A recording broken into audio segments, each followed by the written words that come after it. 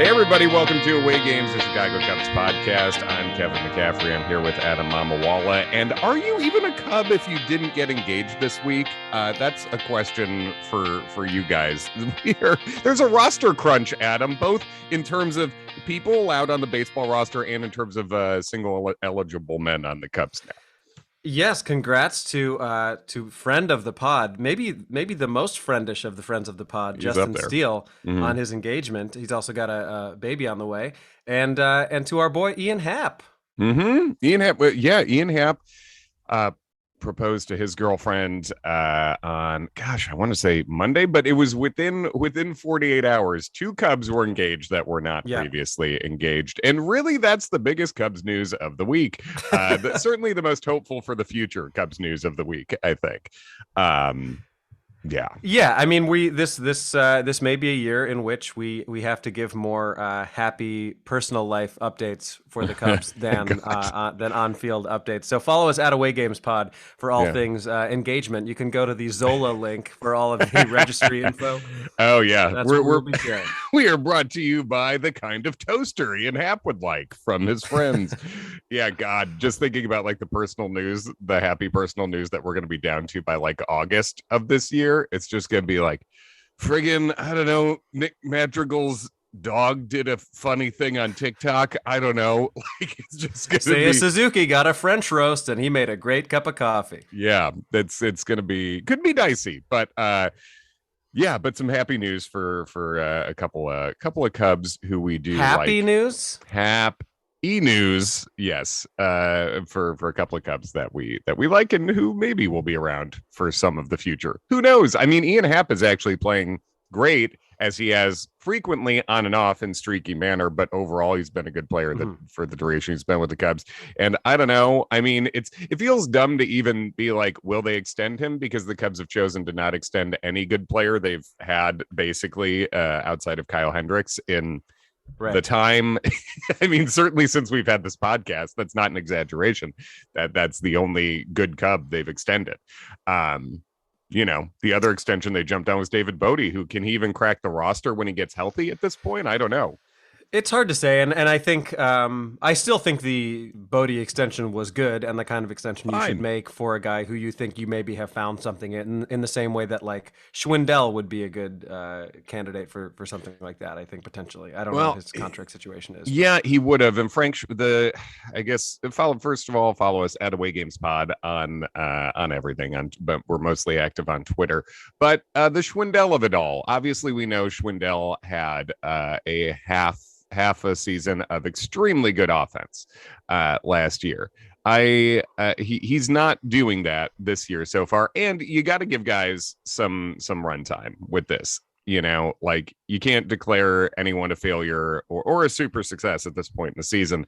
And the two guys the Cubs are considering at first, Frank Schwendell and Alfonso Rivas, are kind of on two opposite ends of performance at this point. But can I read to you Frank Schwendell's profile right now via Baseball Savant? Average exit velocity, he's at the 14th percentile. I'm going to read you the percentiles, and when I say 14th, that's not top 14, that is at 14% up from zero. That is so bad. Read as bad. So 14% average exit velocity, to only 27% of max exit velocity, which is shocking to me because Frank was a guy who, it's not like he wasn't putting up, you know, Eloy Stanton-esque max velo, but to be his max velocity is only the 27th percentile. Can I tell you Nick Madrigal's exit velocity is 38th? So I don't know what's happening with Frank's bat right now, that he is literally has hit the ball less hard than Nick freaking Madrigal. Frank Schwendell, 12% at hard hit percentage.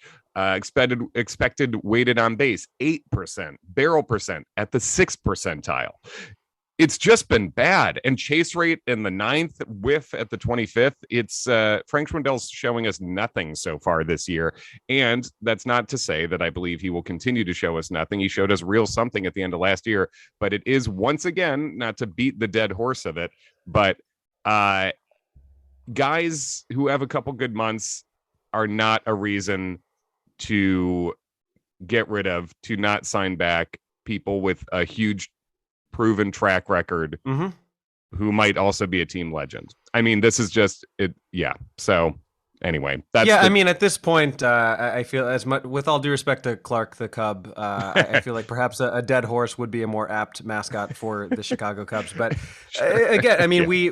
we've been known to beat many a dead horse on this podcast. But to your exact point, 2 years, 32 for Rizzo. I mean, it looks pretty good, you know, Yeah. and you could, and there were plenty of other deals that could have been done too. So it's just, I think we want to talk about who the Cubs are going forward and stuff, and what the team is that we have at present. But I think this matters when we're checking in on how much to trust where this team is going, and how much complaining about what the front office has done is valid. We should check in Mm-hmm. when the moves are working out. The moves are not working out.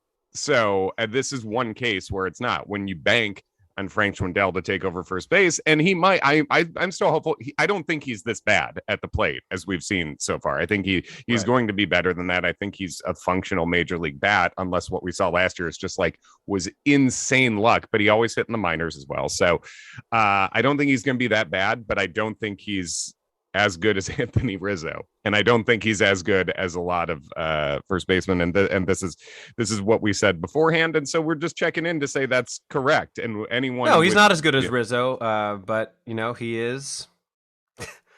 You can play him on the field, and he is cheaper, and you can't put a price on that, except that you can, and that's exactly what the Cubs did, and that's why he's here.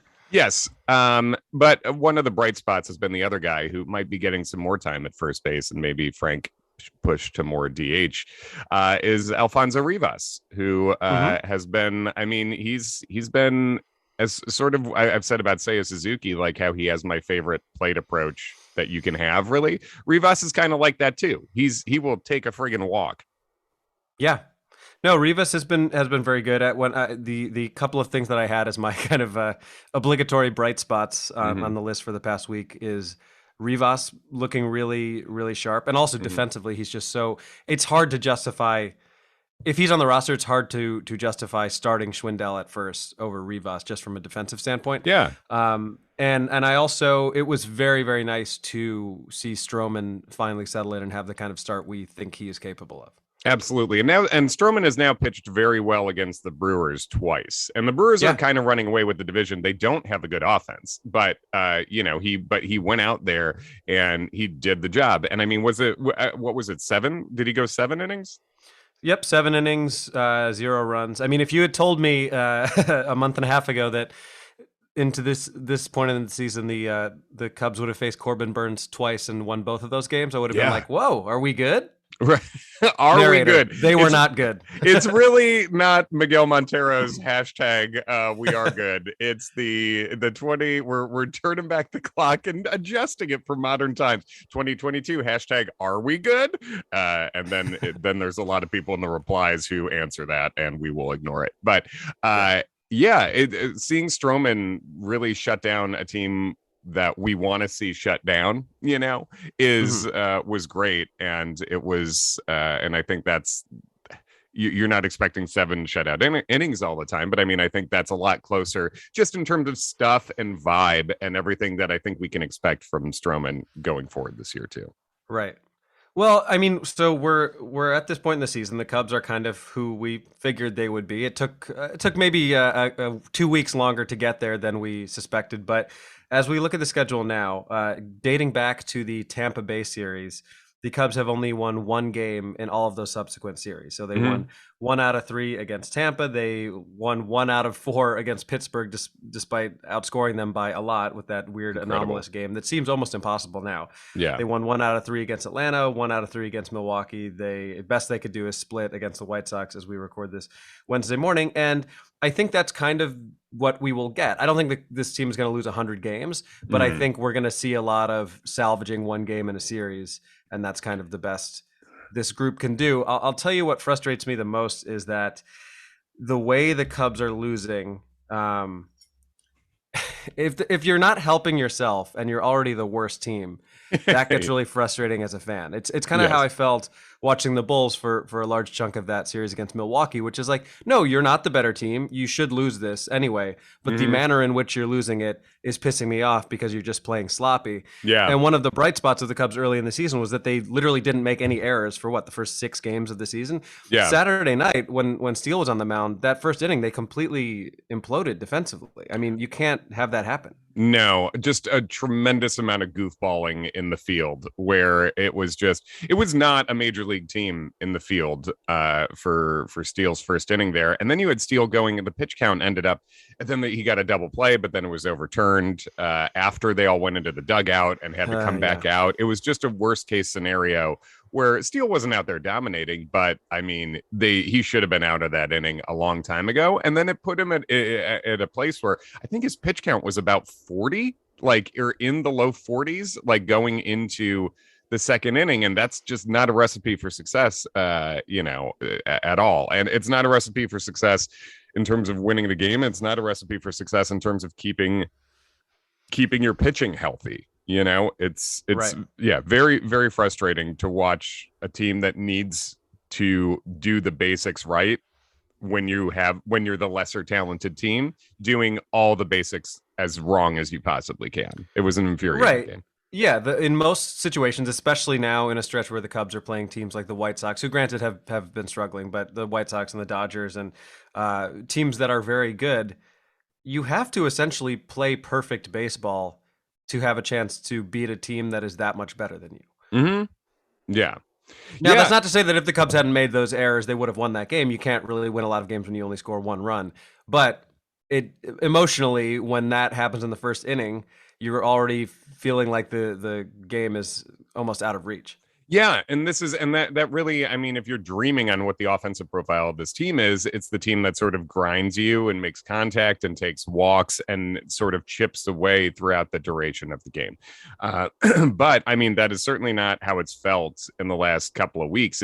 Like we said, the Pittsburgh game where the Cubs won 21-0 with only one home run, which, as we said, I think before the stat was, no team has scored that many runs with only one homer since I think the Royals in 2003. So I mean, that's just like, that's an anomaly. Baseball be crazy sometimes, and that was that. But the offense, there was those first couple weeks where they were at one point number one in the majors in OPS, and that's right. I mean, numbers are numbers. That's a real stat. The schedule was soft, etc.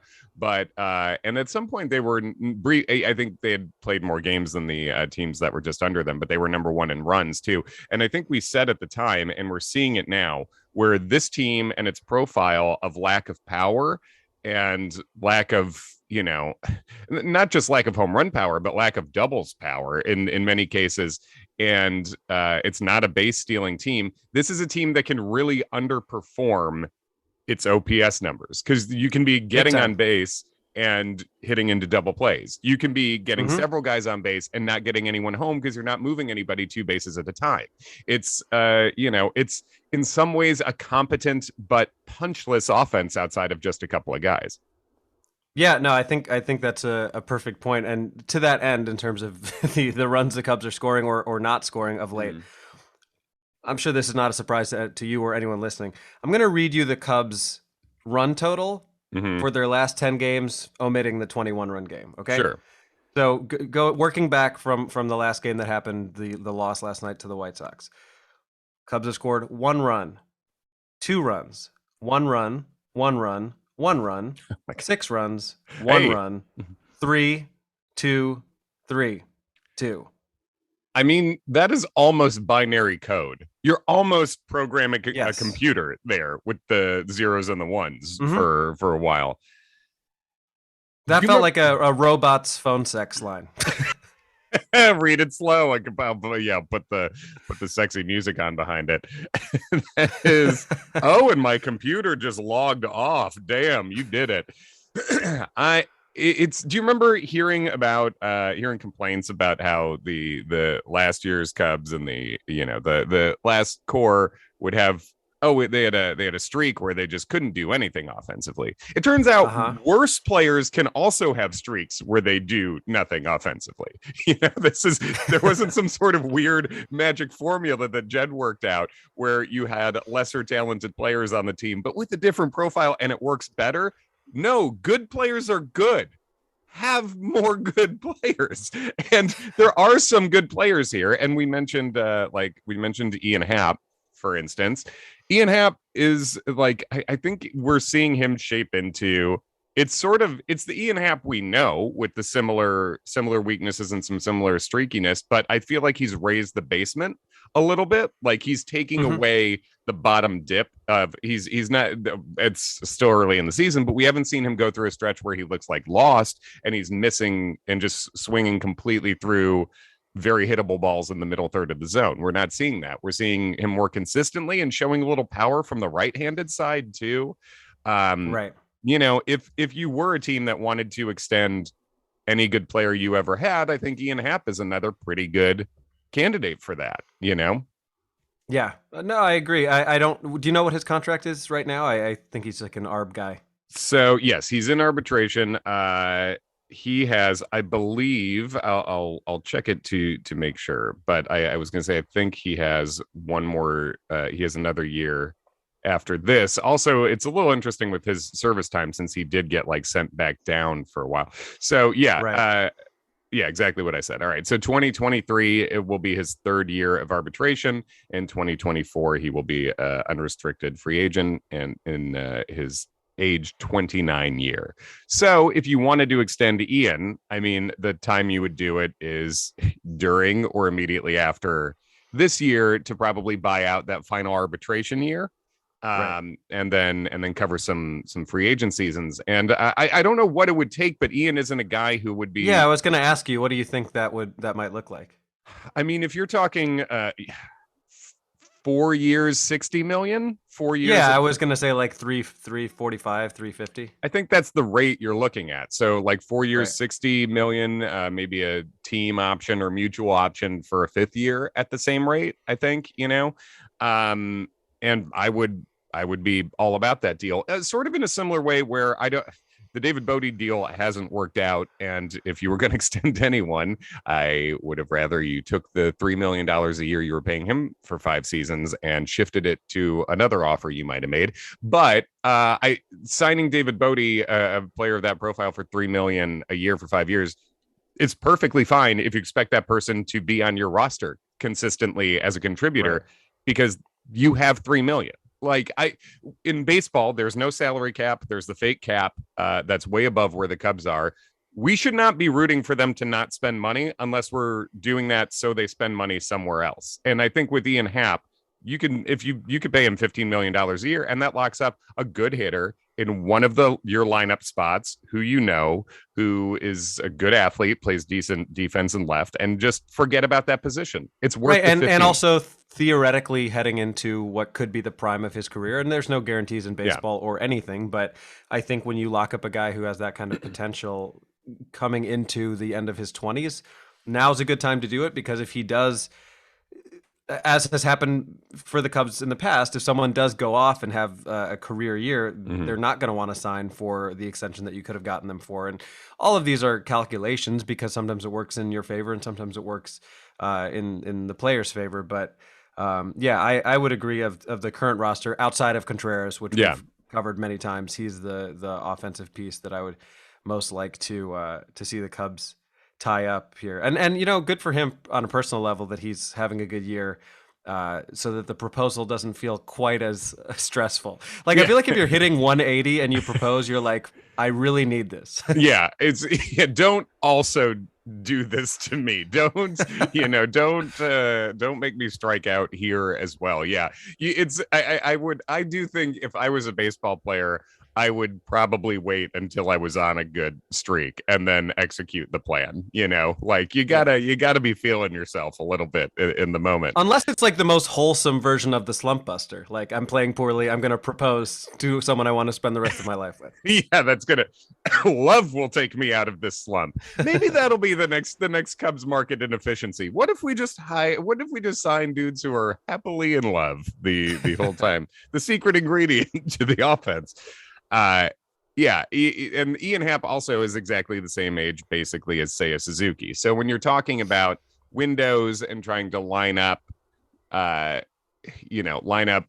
players' primes with each in a way, Happ is a guy you could put in left, have Seiya in right, and I think we all basically expect center to be taken by Brendan Davis sooner than later. But this is, but I love prospects, and Brendan Davis, also a friend of the show. We've had him on. He's not doing well right now in AAA, and that's fine. Mm-hmm. That's normal. I fully expect Brendan Davis to be a good major league player, but as a prospect head, this is why you don't freak the fuck out about prospects at the sort of to the detriment of the players who are good in the major leagues, who have proven themselves there. Right. Yeah, I think you've talked a lot before about the segment of Cubs fans who are pro breaking down the team and in favor of what happened last year. Mm-hmm. Overvaluing prospects, perhaps out of some attempt at rationalizing what has happened to be like, oh, we did the right thing. And, let's stay on the topic of proposing. It feels a little bit like when like a good relationship ends and then you're trying to convince your friends like, oh, it's so great, like being single again. This is I'm meeting all these new people. This is so fun. And then you're like, this is miserable. This I don't know what's going to happen with any of these people. Yeah, I've put 0 on the scoreboard like a lot of dates in a row now. And, I guess I'm making more contact with more people. I'm sending more DMs. I'm doing that. I'm putting myself out there, but it doesn't feel good, and I'm at the bottom of the standings over here. Yeah, it's right. I think like being too positive about everything could feel like very, very rationalizing in that way. Yeah, but as our resident prospect person between the two of us, who are you excited about? Like, and also who do you think potentially are we going to see at Wrigley in the next, I don't know, month or two? Well, I think Caleb Killian is a guy who's not he's not like insanely dominating. He's not missing a ton of bats, but he's pitching very well, and he's holding his velocity decent. He's a right-handed pitcher with great control, sitting around 95. I think Caleb Killian is someone we're going to see later this year. Cam Sanders is sort of a down the list guy. He's not, you don't see him in a lot of top 10s, top 20s, but Cam Sanders is a guy who he's starting right now, and I keep starting him. He's pitching great. I think he just threw five shutout innings. It might have been no hit innings with 9 strikeouts at AA Tennessee. And he has such an intense and funny attitude. There was a clip that was going around about a hitter sort of tried to stick his elbow in the way of a ball, and Cam Sanders stared him down and then did the chicken wing move with his arm at him, and then struck him out on a curveball in the next play and did the Max Scherzer pace around. So Cam Sanders is sort of a down the list guy to keep your eye on, I think, here, because he just has he has such a Scherzer-esque attitude. And Scherzer, who got ejected last night even though he wasn't pitching. He got ejected from the dugout for arguing balls and strikes. My absolute favorite non-Cub pitcher, Max Scherzer. So Cam Sanders is a guy to keep your eye on. He's got kind of closer mentality, but he's starting right now. Right. And also the fact that I asked you this, and the first 2 people you mentioned were pitchers, that's a different thing for what we've known the Cubs prospect system to be. So that's at least somewhat exciting. It's something, but again, you probably know more than I probably haven't said it as much on the podcast as I have in normal life, but I kind of never want to hear the phrase pitch lab again until the Cubs have average results at developing pitchers. So I still don't trust the structure until we see some fucking results. But it's like when a bad rapper is like, I'm in the lab. It's like, what are you doing in there? Yeah, you're in your bedroom, This is my what you're man. churning out. We all have GarageBand. We all have it. It comes with the computer. You've got the same fucking computers, Cubs. Like, do something with it. Show me something. The Cubs are SoundCloud rappers. Yeah, I mean, yes, the development has been to this point, and we hope it's about to go Chance the Rapper SoundCloud, Mm-hmm. where blow up from that mixtape pretty soon. But and then the final prospect I'll mention is the one that has blown up the biggest, which I've been very excited to see, and is a little surprising to me, is Pete Crow Armstrong, PCA, the guy that's got in the Javi Baez trade, showing surprising power a little bit. He's a plus defense center field prospect, and he was in low A, but out of the lineup yesterday. So there were rumblings about him getting promoted to high A already. But I think he's 7 for 8 stolen bases. He's hitting, all the numbers are just way back. I mean, he's hitting in the mid 300s in a very offense suppressed environment. So Pete Crow Armstrong, possibly center fielder of the future there. Like, did I see that?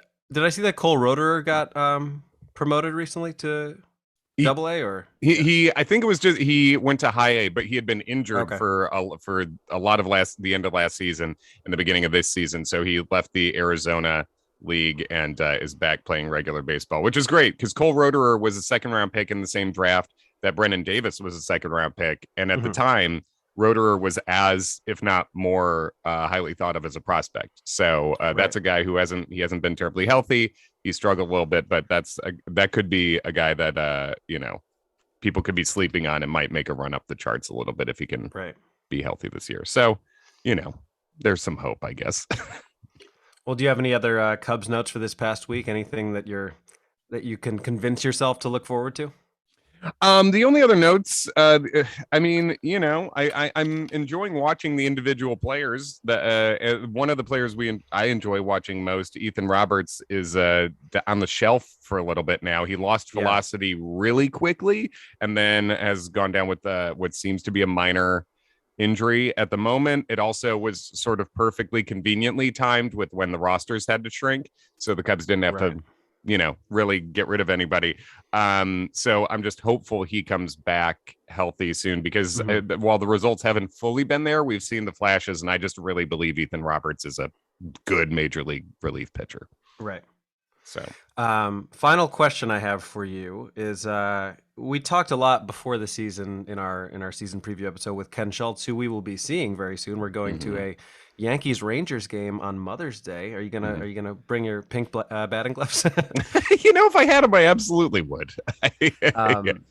But we talked a lot about the commitment that we were willing to make to this Cubs team. So I ask you, a little over a month into the season, especially as given how things have gone recently, what have you found your level of interest and commitment in this team being? I still read everything. I watch when I think of it, I guess. I'm watching less, I think. But I'm still watching a decent amount. But I read everything. I'm following, as I say, the individual players. I'm still, along with Ken Schultz's team. Ken Schultz, we're gonna get obvious shirts made for Ken Schultz that just say "Fire Jed, sell the team." And I still think the decisions that have led to today lead me to feel maybe not as strongly as Ken, but that way. But yeah, I mean, I think that's it. How about you? I mean, the past week was kind of anomalous because I was traveling a lot and couldn't have really watched if I had wanted to anyway. But I think I'm at the point where if I'm not able to watch, I'm content to watch like the condensed game on MLB, the MLB app, which is quite good, actually. Yeah, it is good. It's a good function to have. I think the best way I could describe it is, in the times where I don't have a show or I am around when the Cubs are on, they are often relegated to second screen. Meaning, if there's like an NBA playoff game on, I have that on the TV, and then I have the Cubs on my laptop. And is that wrong? I don't know. It's not But that's what's wrong. happened. It's a second screen season, and that's not Mhm. and that's not a knock on these players either. And that's a thing to emphasize too. Adam and I like these players. We root for every single Cub on this team. Happy for all of them that they've gotten to make this team and are living this life. And I'm rooting for all of them. But Yeah. that's the interest they deserve right now, like as an organization, as a franchise, Right. and even that, you and I are still kind of sickos for the amount of Hmm. attention we put in. You know, I might go to the my mom's birthday is on the day that they play the Brewers on the 30th, so I might be in town and go that day. But besides that, I mean, I'll see the Cubs when they play the Yankees this year in New York because they're Yeah. coming out here. That's all my plans, you know. So it's like, Yeah, as I've told you, the Cubs play the Mets like the second to last week of the season. If the Mets are about to win 100 games and the Cubs are trash, it's going to be hard to go to like more than one of those, probably. yeah, yeah. So you know, that's it, I guess. At Away Games Pod. We're still live tweeting, you know, still breaking the news. And speaking of breaking news, Robert Gesellman, former Met, whose signing I did like, called up to the Cubs. He's Oh, a nice. sinker balling machine. Will be pitching probably out of the bullpen, although could be some opener type situation there too. So final Nice. news. Yeah. All right, we will talk to you next week when the Cubs will be back over 500. I don't know if that's possible, but you know. It is maybe technically, but yeah, close. Thanks, everybody.